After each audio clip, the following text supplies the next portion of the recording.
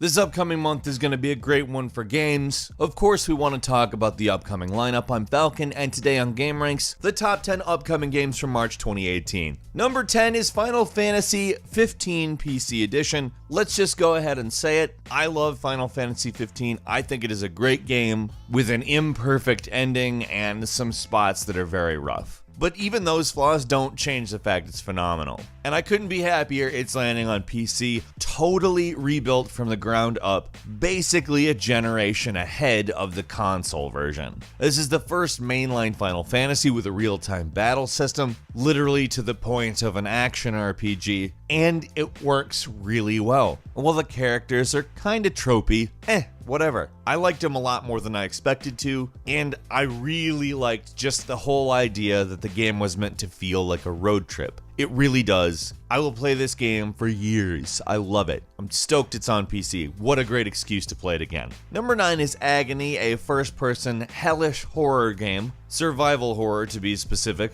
A game that literally takes place in hell. However, it is a fully realized Unreal Engine version of hell that is, quite frankly, very impressive. Now, in hell, you're able to possess various martyrs and demons, and the real goal is to avoid demons. Of course, possessing them would obviously make that a little less necessary. You wake up in hell, no memory, and obviously that is not the best way to wake up. The whole hell thing being totally unexplained. Guess what? The goal is to figure out what the hell is going on. Or at least part of the goal. I look forward to Agony and all of its really hellishly good-looking survival horror puzzles. Number 8 is MLB The Show, which suddenly became significantly more exciting to me when I found out about Retro Mode. In a trailer uploaded about a week ago, a trailer was uploaded to the PlayStation YouTube channel, unveiling Retro Mode. Apparently there for you to quote-unquote enjoy the golden era of arcade baseball. As somebody who has played their fair share of Ken Griffey Jr., that's exactly what I wanted to hear. But fans of the more realistic modes available in 17 will not be disappointed. They have trimmed a few things, streamlined them, and made them a little more realistic. They've also done a few things that just sort of help the overall realism. For instance, having the analysts record together. So it sounds a little bit more realistic than last year's, which,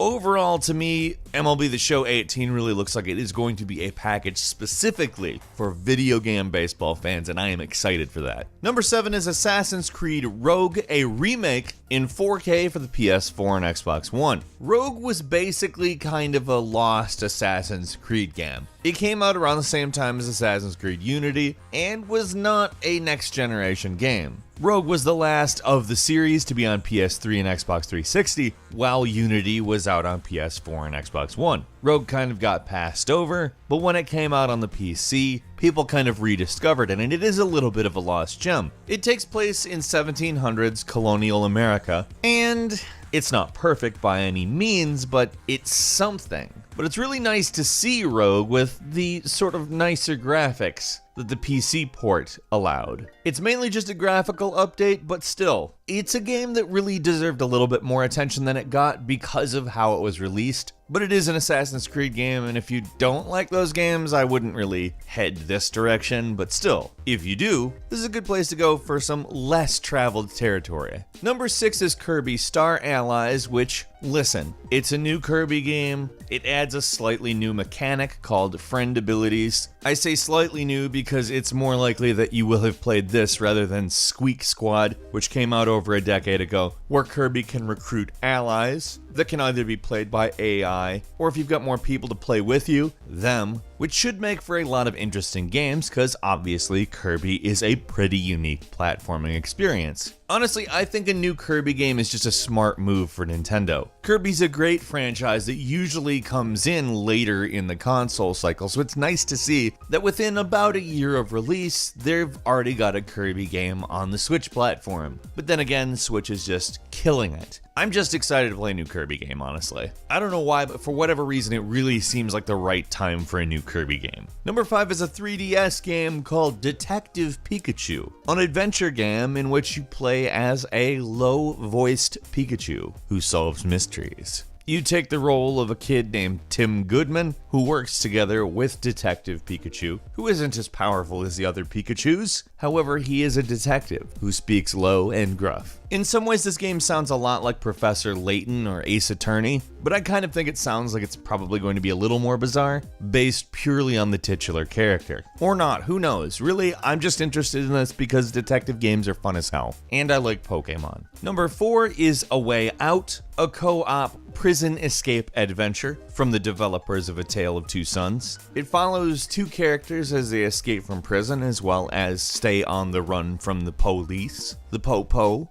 The game intends to bring you a wide variety of gameplay from stealth to more fighting-oriented sequences to driving, really just trying to make an interesting and supposedly emotional adventure with a detailed plot that also features interesting, fun gameplay mechanics. For me, this sounds like it could very well be one of the better ideas for a story-oriented narrative-type game. The gameplay style of Brothers: A Tale of Two Sons seems to have evolved a bit here. It seems a lot more grown up, complex, interesting, and honestly, this is a game I'm excited to dig into. It represents a lot of possibility, and I hope it delivers on it. Number 3 is Ni no Kuni 2: Revenant Kingdom, a sequel to the gorgeous original game that had a couple of pacing issues and flaws, namely the battle system, but was still a really memorable, enjoyable, fun, great romp through a totally new world. Ni no Kuni 2 looks to fix some of those problems, particularly in the battle system, which moves away from the monster catching and evolving mechanics and towards a melee fighting system that focuses on one specific fighter. I like the sound of that a lot. Not because I hate the battles from the first game, I actually enjoy them, but I don't enjoy them after a long time. They're very repetitive and tedious. It's not the same thing as Pokemon, even though it kind of sounds like it, and